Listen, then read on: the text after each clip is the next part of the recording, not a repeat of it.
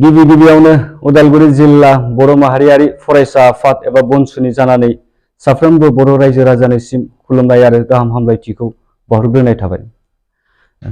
दिनै उदालगुरि जिल्ला बनसुआ प्रेस मिटनि गेजेरजों बेखौनो फोरमायनो सानदोंदि थांनाय 24 फेब्रुआरि 2023 मायथाइनि उदालगुरि जिल्लानि सिङाव थानाय दैफां नोलोबारिनि गामियाव मोनसे नखराव मस्ट वान्टेड किनाराम बसुमतारीनि जायगायाव दिम्बेश्वर मुसाहारिखौसो फेक एनकाउन्टार खालामनाय जादों।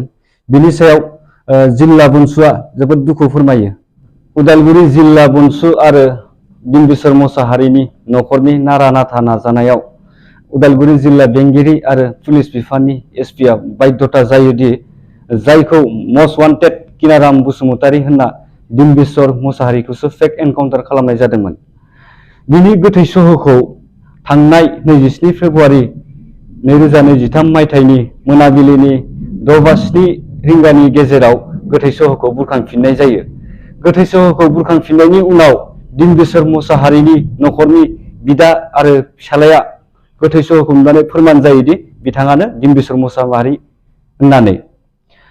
फोरमान जाखांनायनि उनावबो उदालगुरि पुलिस बिफाना दिम्बेश्वर मुसाहारिनि गोथै सहखौ नखर फारसे दैथाय हरालासिनो गुवाहाटी मेडिकेलसिम DNA टेस्ट खालामनो थाखाय दैथाय हरनाय जायो। बाथ्राया बुंनो गोनां जोंहा बेयावसोदि दिम्बेश्वर मुसाहारिनि जायगायाव DNA टेस्ट रिपर्टआ गुबुननि जाना फैयोब्ला बनसुआ ओरैनो जिरायनानै थानाय नङा, बिनि सायाव गोख्रों राहा लानाय जागोन। बेखौ नोजोर बोनानै उदालगुरि जिल्ला बनसुआ उदालगुरि जिल्लानि पुलिस बिफानखौ गोख्रों रावजों सोंखारिदों आरो उदालगुरि जिल्ला बनसुआ उदालगुरि जिल्लानि सिङाव थानाय रौता पुलिस स्टेशनाव मोनसे FIR होनाय जादों।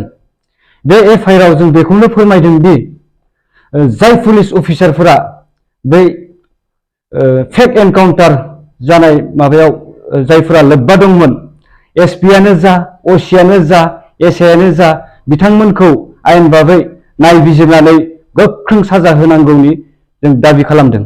आरो जोङो आसाम सरकार आरो BTR सरकारनिसिम बेखौनो दाबि खालामबावोदि दिम्बेश्वर मुसाहारिनि नखरनो रां अनसुंथाइ होनांगौ आरो बिसि गथ' गथायफोरनो थांना थानायनि थाखाय राहा लामाखौ खालामना होनांगौ। दिनैसिम बर'नि गेजेराव खेबथाम एकट जानानै थांबाय, थेवबो बर' माहारिया इनाय अनागार आलाय सिलाय दाउ अमाफोर बायदि पुलिसनि गुलिजों जिउ गोमानांबाय थागोन नामा? जों बेखौ नोजोर होयोब्ला रोखा जायोदि दानि सोलिफुबाय थानाय BTR सरकारा जोंनि बर' हारिखौ रैखाथि होनो हायाखै। जेराव जोंनिनो 6 सिडिउल काउन्सिल जोंनिनो सरकार थासेयावबो बर' हारिया खनसे नङा खननै नङा खनले मानो आसाम पुलिसनि गुलिनि शिकार जानो गोनां जायो? जोबथारनायाव जों बनसुआ रोखा बुंदों दि इयुनाव बेफोरबायदि बर'नि सायाव फेक एनकाउन्टार खालामनायखौ बन्द खालामनांगौ आरो बिनिफ्राय गोजानाव थानांगौ। नङाब्ला बनसुआ बिनि सायाव जिरायनानै थानाय नङा, गणतान्त्रिक भाबै गोख्रों आन्दोलन खालामनो गोनां बाध्य जागोन।